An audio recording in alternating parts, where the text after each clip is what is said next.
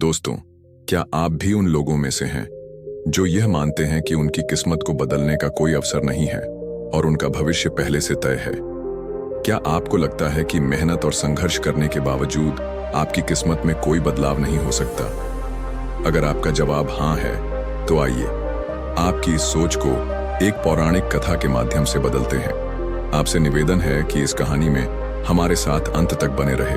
तो चलिए बिना बर्बाद किए कहानी को शुरू करते हैं। हरिपुर नाम के राज्य में एक केशव नाम का लकड़हारा रहता था। वह अपनी पत्नी और 3 बच्चों के साथ रहता था। उस लकड़हारे के बड़े बेटे का नाम राघव था, मझले बेटे का नाम राकेश और सबसे छोटे बेटे का नाम सुरेश था। राघव और राकेश देखने में सुंदर और शरीर से तंदुरुस्त थे, जबकि सुरेश शरीर से बहुत कमजोर और सांवले रंग का था। लकड़हारे के घर में उसके बड़े बेटे और मझले बेटे की ही चलती थी, क्योंकि वे दोनों सुंदर और तंदुरुस्त थे। उनके मनपसंद का खाना बनता और वे अपने मनपसंद के कपड़े पहनते थे। केशव और उसकी पत्नी भी अपने बड़े और मझले बेटे से अधिक प्यार करते थे। लकड़हारे का सबसे छोटा बेटा जो सुरेश था, उसे सूखी रोटी और फटे पुराने कपड़े पहनने के लिए दिए जाते थे। क्योंकि वह सांवले रंग का दुबला पतला और कमजोर था, इसलिए उसे कोई प्यार नहीं करता था। उसने कभी भी अपने माता पिता और भाइयों से कोई शिकायत नहीं की। वह हमेशा अपने आप में मस्त रहता था। उसके बड़े भाई हमेशा उसका मजाक बनाते थे, लेकिन इस बात का उसके ऊपर कोई फर्क नहीं पड़ता था। वह अपने दोनों बड़े भाई और माता पिता को बहुत प्यार करता था और उनका बहुत सम्मान करता था। केशव जंगल से लकड़ी काट कर लाता और बाजार में बेच देता। इसी तरह उसके घर परिवार का खर्चा बड़ी अच्छी तरह से चल रहा था। एक दिन की बात है, केशव जो लकड़हारा था, वह बहुत बीमार पड़ गया। केशव की बीमारी के कारण जंगल से लकड़ियां लाना और बाजार में बेचना बंद हो गया। घर में जो भी पैसा रखा था, वह धीरे धीरे समाप्त हो गया। एक दिन केशव की पत्नी ने अपने सबसे बड़े बेटे राघव को बुलाया और कहा, बेटा, तुम्हारे पिता की तबीयत खराब होने के कारण घर का खर्चा भी ठीक से नहीं चल पा रहा है। इसलिए अब तुम्हें जंगल में जाकर लकड़ियां काटनी होंगी और बाजार में बेचनी होंगी। इससे घर का खर्चा चलता रहेगा और तुम्हारे पिता का इलाज भी हो सकेगा। मुझे पूरा विश्वास है कि इस मुसीबत की घड़ी में तुम अपने परिवार का साथ दोगे। केशव की पत्नी ने राघव को खूब अच्छा भोजन बनाकर खिलाया। रास्ते के लिए पूरी सब्जी और एक कमंडल में दूध भरकर बांध दिया। मां ने राघव को कुल्हाड़ी देते हुए कहा, बेटा, जब तुम्हें जंगल में भूख लगेगी तो तुम पूरी सब्जी खा लेना और मीठा दूध पी लेना। इस तरह लकड़हारे का बड़ा बेटा राघव जंगल में लकड़ियां काटने के लिए घर से निकल पड़ा। वह अभी कुछ ही दूर चला था कि रास्ते में एक बुढ़िया दिखाई दी। वह बहुत दुबली पतली थी। उसने राघव को रोकते हुए कहा, बेटा, मुझे बहुत भूख लगी है। मैं कई दिनों से भूखी हूं। तुम्हारे थैले में पूरी सब्जी और कमंडल में मीठा दूध है। बेटा, मुझ पर दया करके थोड़ा सा खाना खिला दो और मीठा दूध पिला दो। यदि तुम मेरी मदद करोगे तो ईश्वर भी तुम्हारी मदद करेगा। बुढ़िया की बात सुनते ही राघव ने बड़ी बड़ी आंखें बनाते हुए कहा, बुढ़िया, तुम तो बहुत चालाक हो। मैं अपना भोजन तुमको खिला दूंगा तो मैं क्या खाऊंगा? चल हट जा हमारे रास्ते से और मुझे जाने दे। तू मरती है तो मर जा, मुझसे क्या लेना देना। राघव की बात सुनकर बुढ़िया को बड़ा दुख हुआ। राघव वहां से सीधा जंगल में पहुंचा। उसने दूध का कमंडल और भोजन का थैला जमीन पर रख दिया और एक सूखे पेड़ की तलाश कर उसे काटने लगा। अभी उसने 2-4 कुल्हाड़ी ही चलाई थी कि झटके से कुल्हाड़ी उछलकर सीधा उसके हाथ पर लग गई। राघव के हाथ से खून बहने लगा। दर्द के मारे वह चिल्लाने लगा, लेकिन उस जंगल में उसकी मदद करने वाला कोई नहीं था। किसी तरह से वह अपने घर वापस लौट आया। मां बेटे को देखते ही कहने लगी, मेरे बेटे को क्या हो गया? उसने राघव की मरहम पट्टी की और उसे आराम करने को कहा। अगले दिन मां ने अपने दूसरे बेटे राकेश को बुलाकर कहा, बेटा, पिताजी बीमार हैं और तुम्हारा बड़ा भाई जख्मी हालत में पड़ा हुआ है। अब ऐसे में जंगल से लकड़ियां लानी होंगी। मुझे पूरा विश्वास है कि इस कठिन समय में तुम अपने परिवार का साथ दोगे। इस तरह मां ने अपने दूसरे बेटे राकेश को अच्छा भोजन बनाकर खिलाया। फिर जंगल में खाने के लिए उसके थैले में पूरी सब्जी बांध दी और कमंडल में मीठा दूध भर दिया। केशव की पत्नी ने राकेश के माथे पर हाथ फेरते हुए कहा, बेटा, जल्दी से जंगल से लकड़ियां काटकर उन्हें बाजार में बेच कर आना। राकेश ने अपने कंधे पर कुल्हाड़ी रखी, हाथ में खाने का थैला लिया और जंगल में लकड़ियां काटने के लिए निकल पड़ा। अभी वह जंगल के किनारे ही पहुंचा था कि वहीं बुढ़िया उसे भी मिल गई। बुढ़िया ने राकेश को देखते ही कहा, बेटा मैं कई दिन से भूखी हूं, भूख के मारे मेरे प्राण निकले जा रहे हैं। तुम दया करके अपने थैले से मुझे थोड़ा सा खाना खिला दो और तुम्हारे कमंडल में जो मीठा दूध है उसमें से थोड़ा सा पिला दो बेटा। भूख और प्यास के कारण मेरा प्राण जा रहा है और भूखे प्यासे को खाना खिलाना और पानी पिलाना यह तो बहुत धर्म का काम होता है। यदि तुम मुझ जैसे गरीब बुढ़िया पर रहम करोगे तो भगवान तुम्हारी मदद करेगा। बुढ़िया की बात सुनते ही राकेश ने डांटते हुए कहा, चल हट जा, हमारे रास्ते से भूख प्यास से मरती है तो इसी समय मर जा। कौन सा तू हमारे रिश्तेदार और सगी लगती है जो मैं तुम्हें खाना खिलाऊं और दूध पिलाऊंगी। मैं पहुंचकर एक सूखे पेड़ को देखकर राकेश अपना खाना और कमंडल जमीन पर रखकर उस सूखे पेड़ पर कुल्हाड़ी चलाना लगता है। अभी उसने 5 कुल्हाड़ी ही चलाई थी कि तभी एक कुल्हाड़ी उछलकर उसके पैरों में जा लगी। उसके पैर से खून बहने लगा। दर्द के मारे वह चिल्लाने लगा, लेकिन उस जंगल में उसकी मदद करने वाला कोई भी आदमी मौजूद नहीं था। राकेश किसी तरह से अपने आप को संभालते हुए घर पहुंचा। लकड़हारा और उसकी पत्नी ने अपने बेटे को देखकर कहा, यह क्या हो रहा है? लकड़हारा कहने लगा कि किस्मत ने कैसा जाल फैलाया है। एक ही समय में मेरे दोनों बेटे और मैं खुद बिस्तर पर पहुंच गया। अब घर का खर्चा कैसे चलेगा? किसी तरह से रात बीती तो जो लकड़हारे का सबसे छोटा बेटा सुरेश था वह अपने माता पिता के पास पहुंचा और कहने लगा, पिताजी मैं भी आपका बेटा हूं। इस समय मेरे दोनों भाई जख्मी हालत में हैं और आप बीमार हैं। अब ऐसी स्थिति में आप तीनों से घर का काम नहीं हो पाएगा। यदि आप मुझे इजाजत दें तो मैं जंगल से लकड़ियां काटकर बाजार में बेचा आऊं। सुरेश की बात सुनकर उसके माता पिता हंसने लगे और कहने लगे, अरे बेवकूफ, जंगल से लकड़ियां काटकर लाना कोई आसान काम नहीं है। अपने माता पिता के मुख से ऐसी बात सुनकर सुरेश कहने लगा कि पिताजी मैं शरीर से भले ही कमजोर हूं लेकिन मुझ में हिम्मत है।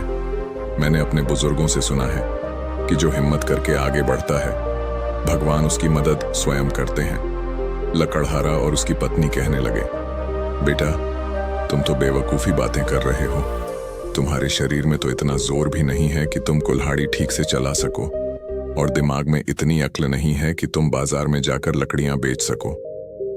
लकड़हारा और उसकी पत्नी ने उसे बहुत समझाया लेकिन वह अपनी जीत पर अड़ा रहा कि मैं जंगल जाकर लकड़ियां लाऊंगा और उन्हें बाजार में बेचूंगा। उसकी जीत देखकर सुरेश के माता पिता ने कहा, ठीक है, तू भी जंगल जाकर अपनी किस्मत को आजमा कर देख ले और अपने शौक पूरे कर ले। सुरेश जब कुल्हाड़ी लेकर अपनी मां के पास पहुंचा तो उसे देखते ही लकड़हारे की पत्नी कहने लगी, अरे बेवकूफ, क्यों जिद कर रहा है? जो काम मेरे दोनों बेटे नहीं कर सके वह काम तू क्या करेगा? लकड़े की पत्नी ने एक सूखी रोटी और कमंडल में थोड़ा सा पानी देते हुए कहा, जब तुझे भूख लगे तो इस सूखी रोटी को खाकर पानी पी लेना। इससे ज्यादा तुझे कुछ भी नहीं चाहिए, तेरा पेट इसी में भर जाएगा।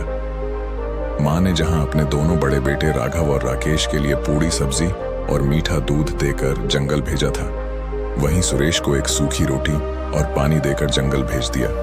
सुरेश बहुत खुश था। वह एक हाथ में सूखी रोटी और पानी लिए हुआ था और दूसरे हाथ से कंधे पर रखी हुई कुल्हाड़ी को पकड़े चला जा रहा था। उसे कोई चिंता नहीं थी, बस उसके मन में एक ही धुन थी कि उसे लकड़ी काट कर लाना है। अभी सुरेश जंगल के किनारे ही पहुंचा था कि तभी उसे भी वहीं बुढ़िया फिर मिल गई जो उसके दोनों बड़े भाइयों को मिली थी। उस बुढ़िया ने सुरेश को देखते ही कहा, बेटा मैं कई दिनों से भूखी हूं और प्यासी हूं। भूख और प्यास के कारण मेरे प्राण जा रहे हैं। यदि तुम मुझे अपने से थोड़ा सा भोजन करा देते और पानी पिला देते तो मेरे प्राण बच जाते। उस बुढ़िया के मुख से इस तरह की बात सुनते ही सुरेश कहने लगा कि मां जी, आप तो मुझे बहुत कमजोर और भूखी प्यासी दिखाई देती हैं, लेकिन क्या करूं, मेरे पास कोई अच्छा खाना नहीं है। मेरे पास तो केवल सूखी रोटी है। यदि आप इसे खाना चाहो तो बड़ी शौक से खा सकती हो। इतना कहकर जैसे ही सुरेश अपने थैलों को खोलने लगा तो उसके आश्चर्य का ठिकाना नहीं रहा। उसने देखा कि उसके थैले में सूखी रोटी की जगह पर पूड़ी और मिठाइयां भरी पड़ी हैं। सुरेश ने जब अपने कमंडल को खोल करके देखा तो पानी की जगह उसके कमंडल में मीठा दूध और सूखी रोटी की जगह उसके थैले में पूड़ी थी। यह सब देख करके सुरेश आश्चर्यचकित था। वह कहने लगा, कहीं मैं कोई सपना तो नहीं देख रहा हूं? यह सब कैसे हो गया? सुरेश की बात सुनकर बुढ़िया कहने लगी, बेटा यह सपना नहीं हकीकत है। तुमने मुझ जैसे गरीब लाचार बुढ़िया पर दया दिखाई, यह उसी का फल भगवान ने दिया है। तुम्हारी सूखी रोटी पूड़ी और पकवान बन गए और कमंडल में रखा पानी मीठा दूध बन गया। यह सब उसी की दया का परिणाम है। जो लोग दूसरों का भला करते हैं भगवान उनका भला जरूर करते हैं। सुरेश उस बुढ़िया को खाना खिलाकर जब जंगल की ओर जाने लगा तो बुढ़िया कहने लगी, बेटा मैं बहुत भूखी थी और तुमने मुझे खाना खिलाया। मैंने सोचा था कि तुम्हें कुछ दुआ दूंगी। इतना कहकर बुढ़िया सुरेश को साथ में लेकर चलने लगी। एक पेड़ के पास पहुंचकर बुढ़िया ने कहा, बेटा जब मैं चली जाऊं तब तुम पेड़ को काट देना। तुम्हें एक ऐसी चीज मिलेगी जो तुमने इससे पहले कभी नहीं देखी होगी। वह चीज तुम्हारे बहुत काम आएगी और हो सकता है कि इस चीज के कारण तुम्हारी किस्मत बदल जाए। इतना कहकर बुढ़िया वहां से चली गई। सुरेश बहुत खुश था। जब वह बुढ़िया चली गई तो उसने कुल्हाड़ी को दोनों हाथों से पकड़ा और उस पेड़ पर जोर जोर से वार करने लगा। वह दुबला पतला कमजोर सा सांवला रंग का लड़का था। अभी उसकी उम्र ही क्या थी, लेकिन उसने हिम्मत नहीं हारी। वह जोर जोर से पेड़ पर कुल्हाड़ी चलाता रहा। आखिरकार वह पेड़ कटकर जमीन पर गिर गया। सुरेश के आश्चर्य का ठिकाना नहीं था। उसने देखा कि इस पेड़ के तने में एक सुंदर सी चिड़िया बैठी थी, जिसके पंख सोने के थे, जो पूरी तरह से सोने की थी। सुरेश ने उस चिड़िया को देखकर कहा, यदि मैं इसे बाजार में बेच दूं तो इससे बहुत सारे पैसे मिलेंगे। इससे तो सच में हमारी किस्मत बदल जाएगी और हम अमीर हो जाएंगे। हमारे माँ बाप को जंगल से लकड़ियां काटकर बेचना नहीं पड़ेगा। यही विचार करके सुरेश ने उस सोने की चिड़िया को उठा लिया और उसे बेचने के लिए शहर जाने लगा। लेकिन शहर वहां से काफी दूर था। सुरेश के शहर पहुंचते पहुंचते अंधेरा हो चुका था और वहां की सारी दुकानें बंद हो चुकी थीं। ऐसे में उसने अपने सोने की चिड़िया का कोई खरीदार नहीं पाया। अब ऐसी स्थिति में वह अपने घर वापस नहीं जा सकता था, क्योंकि रात बहुत हो चुकी थी। ऐसे में उसे रात भर वहीं गुजारना था। सुरेश एक सराय वाले के पास गया और कहने लगा, भाई साहब, क्या मैं आपके यहाँ रात्रि के लिए विश्राम कर सकता हूँ? आपका जो भी किराया बनेगा वह मैं चुका दूंगा, क्योंकि मुझे सुबह यहाँ की बाजार देखनी है। सुरेश की बात सुनकर सराय वाले ने कहा, यह सराया मैंने इसीलिए बनवा कर रखी है ताकि तुम जैसे से मुसाफिर आए और यहाँ पर विश्राम करें। तुम आराम से यहाँ पर रात गुजार सकते हो। सराय वाले ने जब सुरेश के हाथ में एक अद्भुत चिड़िया देखी तो कहने लगा, ये सोने की चिड़िया तुम्हारे पास कहाँ से आई? इसके तो सारे पंख सोने के हैं। कितनी सुंदर चिड़िया हैं। ऐसी अद्भुत चिड़िया मैंने अपने जीवन में कभी नहीं देखी। मैं अपनी बेटियों को बुला कर लाता हूँ और इस अद्भुत चिड़िया को दिखाता हूँ। मेरी तीनों बेटियां इस सोने की चिड़िया को देखकर बहुत प्रसन्न हो जाएंगी। वह सराय वाला तुरंत अपनी तीनों बेटियों को बुलाकर लाया और कहने लगा, देखो ये सोने की चिड़िया कितनी सुंदर है। तब बड़ी बेटी ने कहा, ये चिड़िया कितनी सुंदर है। मझली बेटी ने कहा, इसके पंख तो सोने के हैं। और सबसे छोटी बेटी ने कहा, तुम बड़े किस्मत वाले हो जो ऐसी अद्भुत चिड़िया तुम्हारे पास हैं जो पूरी तरह से सोने की है। सुरेश जिसके घर में ठहरा हुआ था, उसके तीनों बेटियां उस सोने की चिड़िया को देखकर बहुत खुश थीं। सुरेश ने सराय वाले के कहने पर उस सोने की चिड़िया को दूसरे कमरे में रखा और खुद दूसरे कमरे में जाकर लेट गया। वह काफी थक चुका था, इसलिए उसे लेटते ही नींद आ गई और वह गहरी नींद में सो गया। उधर सराय वाले की जो सबसे बड़ी बेटी थी, उसके मन में उस सोने की चिड़िया को देखकर लालच पैदा हो गया। वह सोचने लगी, यदि मैं इसके एक पंख को नोच लूं तो इससे उस पर कोई फर्क भी नहीं पड़ेगा। यही सोचकर सराय वाले की सबसे बड़ी बेटी उस सोने की चिड़िया वाले कमरे में पहुंच गई। जैसे ही वह चिड़िया के पंख नोचने के लिए अपना हाथ आगे बढ़ाती है तो उसके हाथ उस चिड़िया से चिपक जाते हैं। वह बहुत प्रयास करती है, लेकिन अपने हाथ उसे छोड़ा नहीं पाती। फिर वह जोर जोर से अपनी छोटी बहन को बुलाने लगती है। बड़ी बहन की आवाज सुनकर मझली बहन आती है और कहे, अरे दीदी, यह क्या हो गया? बड़ी बहन ने कहा, तुम देखती नहीं कि मेरे हाथ इस चिड़िया से चिपके हैं? जल्दी से मेरे हाथ इस चिड़िया से छुड़ाओ।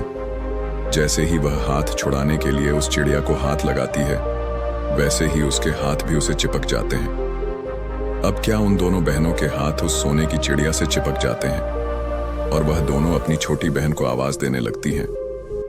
उन दोनों की आवाज सुनकर उसकी छोटी बहन आती है और वह भी जैसे अपनी दोनों बहनों को हाथ छुड़ाने के लिए आगे हाथ बढ़ाती है, तो उसके भी हाथ उस सोने की चिड़िया से चिपक जाते हैं।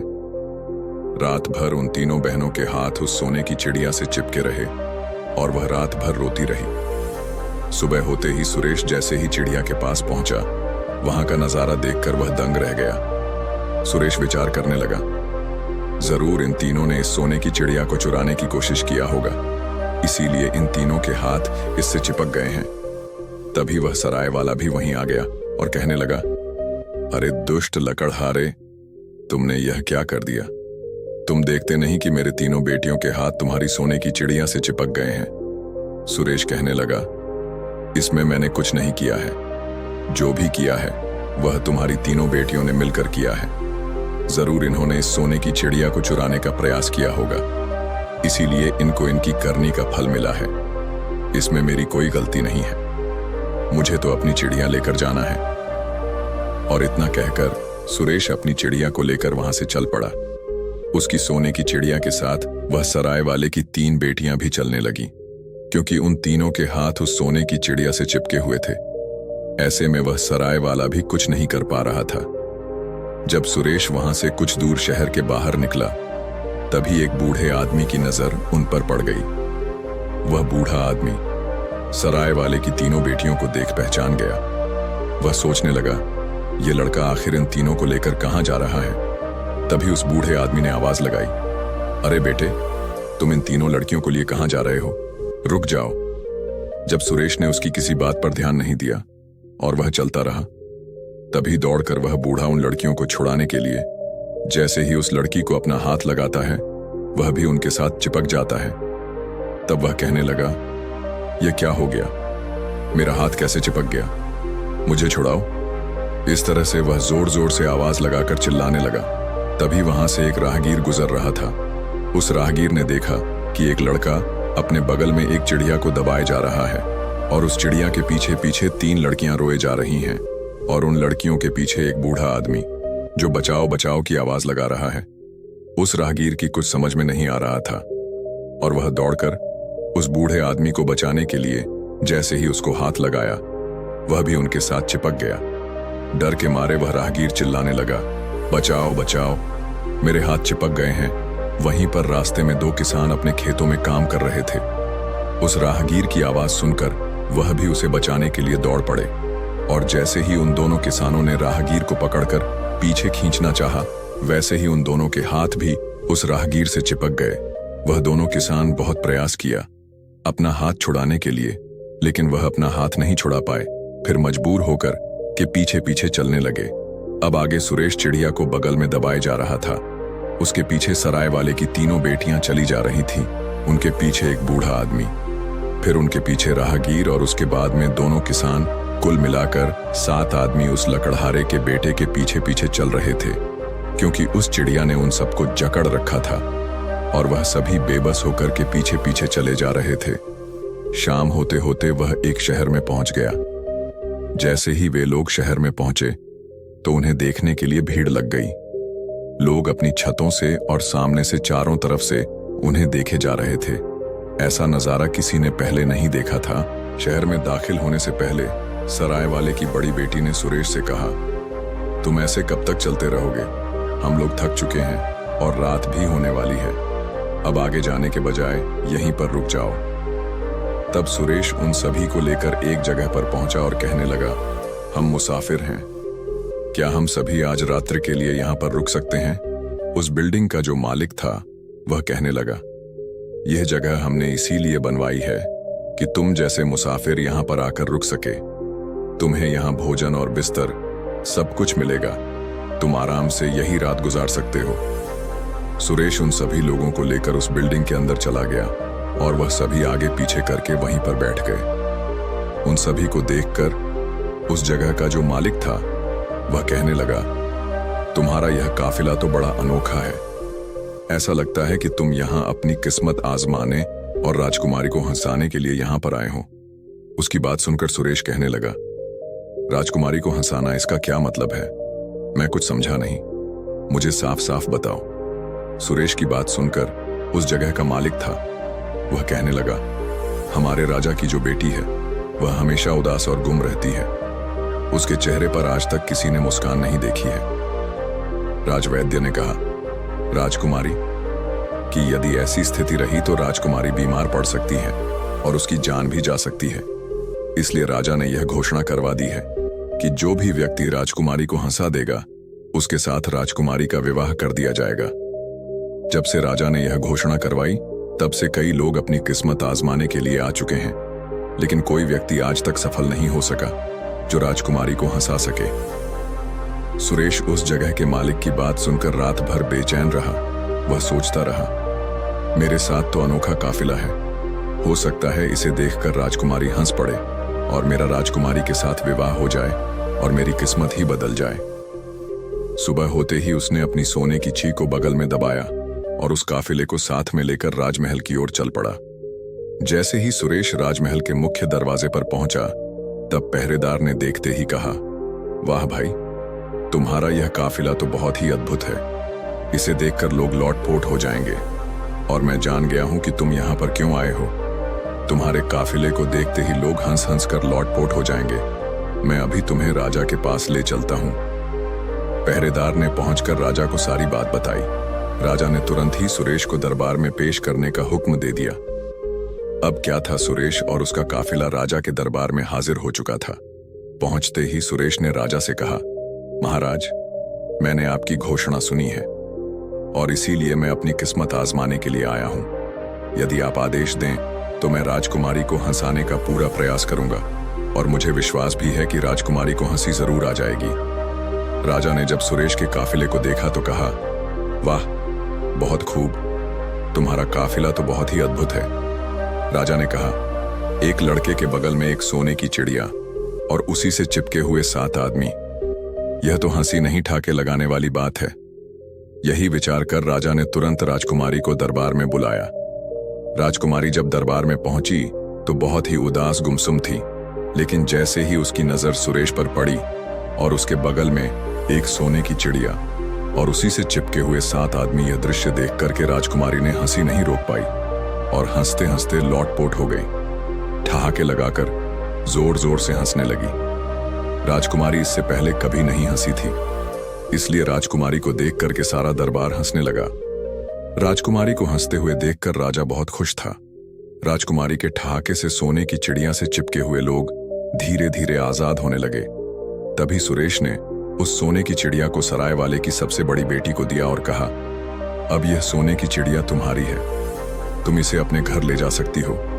बूढ़ा आदमी, राहगीर और दोनों किसान सब अपने अपने घर चले गए, लेकिन सुरेश अभी भी राजा के दरबार में खड़ा था और सोच रहा था कि राजा अपनी घोषणा के अनुसार राजकुमारी का विवाह उसके साथ कर दे। लेकिन राजा की नीयत अब बदल चुकी थी। राजा सोच रहा था, इसने राजकुमारी को हंसाया, यह तो ठीक है, लेकिन एक मामूली लड़के के साथ राजकुमारी का विवाह कैसे कर दूं? राजा किसी भी हालात में उस मामूली लड़के को अपना दामाद नहीं बनाना चाहता था। अब राजा ने एक उपाय सोचा जिससे राजकुमारी का विवाह सुरेश से न हो सके, और उधर सुरेश राजकुमारी के साथ विवाह करने के लिए बहुत ही उतावला हो रहा था। सुरेश ज्यादा देर तक इंतजार नहीं कर पाया, उसका सब्र का टूट चुका था। उसने राजा से कहा, महाराज, मैंने आपकी शर्त पूरी कर दी है, अब आप भी अपनी शर्त के अनुसार राजकुमारी का विवाह हमारे साथ कर दीजिए। सुरेश की बात सुनकर राजा ने कहा, तुम अब भी हमारी बेटी के लायक नहीं हो, पहले उसके लायक बनो, तब हमसे आकर मिलना। राजा की बात सुनकर सुरेश ने कहा, महाराज, अब आप मुझसे क्या चाहते हैं? राजा ने कहा, तुम एक ऐसे आदमी को ढूंढ कर लाओ जो 100 मन दूध एक साथ में पी जाए। राजा की बात सुनकर सुरेश बहुत परेशान हो गया। वह सोच रहा था, अब ऐसा आदमी मैं कहां से ढूंढ कर लाऊं? यही विचार करते करते वह उसी जंगल में जा पहुंचा जहां पहले उसे वह बुढ़िया मिली थी जिसे उसने खाना खिलाया था। सुरेश सोचने लगा, मैं उसी से अपनी समस्या कहूं, हो सकता है वह कोई समाधान निकाल दे। यही विचार करके सुरेश उस पेड़ के पास पहुंच गया जहां उसे सोने की चिड़िया मिली थी। सुरेश ने देखा कि वहां वह बुढ़िया बैठी रो रही है। सुरेश ने उस बुढ़िया को रोते हुए देखा तो पूछने लगा, माताजी आप क्यों रो रही हो? तब बुढ़िया ने कहा, तुम बड़े नेक आदमी हो, इसीलिए मैं तुमसे बता रही हूं। मेरे बेटे को बहुत प्यास लगी है, उसने मटका भर पानी पी लिया है, लेकिन फिर भी उसकी प्यास नहीं बुझी है। यदि कहीं उसे 100 मन दूध मिल जाता तो उसे पीकर अपनी प्यास बुझा लेता, लेकिन इतना दूध कहां मिलेगा और कहां से आएगा? कौन उसे 100 मन दूध पिलाए? इतना सुन सुरेश बहुत प्रसन्न हो गया। वह बुढ़िया के बेटे के पास पहुंचकर कहने लगा, भाई तुम मेरे साथ चलो, मैं तुम्हें दूध पिलवा। वाह, तुम जितना दूध पी सकते हो उतना पी लेना। इतना कहकर सुरेश उस बुढ़िया के बेटे को अपने साथ लेकर राजा के दरबार में पहुंच गया और कहने लगा, महाराज आप इसे जितना दूध पिलाना चाहते हो पिला दो, यह आपका 100 मन दूध पी जाएगा।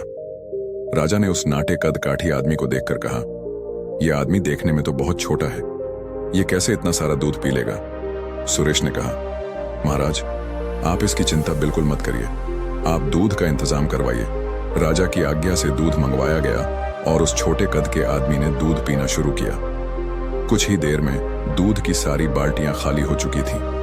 दरबार के सभी लोग आश्चर्यचकित थे कि इतना छोटा आदमी इतना सारा दूध कैसे पी गया। सुरेश ने बुढ़िया के बेटे को धन्यवाद दिया और उसे विदा कर दिया। फिर सुरेश राजा के पास पहुंचकर कहने लगा, महाराज मैंने आपकी शर्त पूरी कर दी, अब आप भी अपने वचन के अनुसार राजकुमारी का विवाह मुझसे कर दीजिए। सुरेश की बात सुनकर राजा कहने लगा, यह तो बड़ा आसान काम था, तुम कोई कठिन काम करके दिखाओ, इसके बाद मैं राजकुमारी का विवाह तुम्हारे साथ कर दूंगा। इतना कहकर राजा मन में विचार करने लगा, अब कौन सा कठिन काम बताऊं जो यह कभी न कर सके। फिर कुछ देर के बाद राजा ने सुरेश से कहा, तुम एक ऐसे आदमी को ढूंढ कर लाओ जो रोटियों के पहाड़ को खा जाए, इसके बाद मैं तुम्हारा विवाह राजकुमारी के साथ कर दूंगा, और यदि तुम ऐसे आदमी को नहीं ला सके तो दोबारा अपना मुंह मुझे मत दिखाना। इतना कहकर राजा दरबार से उठकर चला गया। वह सोच रहा था, यह कोई आसान काम नहीं है, यह काम यह कभी नहीं कर पाएगा। सुरेश बहुत परेशान हो गया। वह सोच रहा था, राजा ने तो आज नई समस्या खड़ी कर दी।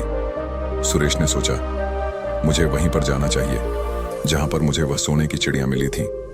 यही विचार करके सुरेश फिर उसी जगह पर पहुंच गया। सुरेश ने देखा कि वहां पर एक आदमी बैठा हुआ रो रहा था। जब सुरेश ने उससे रोने का कारण पूछा तो उसने कहा, मैं इस जंगल के सारे फल तोड़कर खा चुका हूं, लेकिन मेरी भूख शांत नहीं हो रही है। यदि कहीं 400 मन खाना मिल जाता तो मेरा पेट भर जाता, लेकिन इतना खाना कहां मिलेगा और कौन लाकर मुझे देगा? सुरेश उसकी बात सुनकर बहुत खुश हुआ और कहने लगा, तुम मेरे साथ चलो, मैं तुम्हें भोजन करवाता हूं। सुरेश उस भूखे आदमी को लेकर राजा के दरबार में पहुंच गया और कहा, महाराज आप रोटियां बनवाएं, यह आदमी बहुत भूखा है, यह रोटियों के पहाड़ को भी खा सकता है। राजा ने राज दरबार के सारे आटे की रोटियां बनवाई और रोटियों का पहाड़ लगा दिया। वह भूखा आदमी इतनी सारी रोटियां देखकर खुशी से नाचने लगा। फिर उसने रोटियां खाना शुरू किया और धीरे धीरे एक एक करके सारी रोटियां समाप्त कर दी। दरबार में बैठे हुए सारे लोग आश्चर्यचकित थे। राजा और दरबार के सभी लोग, राजकुमारी भी हैरान थे कि कितना छोटा आदमी इतनी सारी रोटियां कैसे खा सकता है। उस भूखे आदमी ने कहा, यदि रोटियां और हो तो लेकर आओ, अभी तो थोड़ी सी भूख बाकी है। सुरेश उसके पास पहुंचा और धन्यवाद देते हुए कहा, आज मैं तुम्हारी वजह से राजा की शर्त को पूरा कर पाया हूं। इसके बाद सुरेश राजा के पास पहुंचा और कहा, महाराज मैंने आपकी यह शर्त भी पूरी कर दी है, अब आप अपने वादे के मुताबिक राजकुमारी का विवाह मेरे साथ कर दीजिए। सुरेश की बात सुनकर राजा ने कहा, लगता है तुम बहुत जल्दी में हो, अभी तुम्हें एक काम और करना है, तुम मुझे जहाज ला कर दो जो हवा, पानी और जमीन तीनों पर चलता हो। यदि तुम ऐसा जहाज लाकर मुझे दोगे तो मैं समझ जाऊंगा कि तुम राजकुमारी के लायक हो। जब तक तुम्हें ऐसा जहाज ना मिले तब तक दोबारा हमारे पास मत आना। राजा की बात सुनकर सुरेश वहां से चला गया। राजकुमारी यह सब बातें सुन रही थी। सुरेश के चले जाने पर राजकुमारी ने राजा से कहा, पिताजी, यदि किसी से वादा करो तो उसे निभाना चाहिए। आपने उस आदमी के साथ बहुत गलत कि राजकुमारी की बात सुनकर राजा कहने लगा, तुम इस मामले में बिल्कुल चुप रहो। मैं तुम्हारा विवाह उस व्यक्ति से करूंगा जो तुम्हारे लायक होगा। मैं इस साधारण आदमी को अपना दामाद नहीं बना सकता। राजकुमारी अपने पिता की बात सुनकर अपने कक्ष में वापस चली गई। उधर सुरेश बहुत परेशान था। उसे समझ में नहीं आ रहा था कि अब वह क्या करे। राजा की अजीब शर्त वह कैसे पूरी करे। यही सोचते सोचते सुरेश उसी जंगल में पहुंच गया जहां कभी उसने बुढ़िया को खाना खिलाया था। सुरेश को उदास देख बुढ़िया ने पूछा, बेटा क्या बात है, आज तुम बहुत उदास दिखाई दे रहे हो। सुरेश ने सारी बात बुढ़िया को बता दी कि उसके साथ क्या क्या हुआ। सोने की चिड़िया का मिलना, राजकुमारी का हंसना और आज की सारी बातें सुरेश ने कहा। माताजी, अब राजा ने कहा है कि मैं एक ऐसा जहाज लेकर आऊं जो पानी, जमीन और आसमान तीनों पर चलता हो। अब ऐसा जहाज मैं कहां से लेकर आऊं? बुढ़िया ने कहा, बेटा मुझे तुम्हारी नेकी याद है जो तुमने मेरे साथ किया था। असल में रोटियों का खाना, दूध का पीना, यह सब कुछ मैंने किया था। अब मैं तुम्हें एक ऐसा जहाज बनाकर दूंगी जो हवा, पानी और जमीन तीनों पर चलता है। इतना कहकर बुढ़िया जहाज बनाने में जुट गई। कुछ दिनों के बाद जहाज बनकर तैयार हो गया। सुरेश ने जब वह जहाज देखा तो वह बहुत प्रसन्न हो। सुरेश ने उस जहाज पर बुढ़िया को भी बैठाया और राजमहल की ओर चल दिया।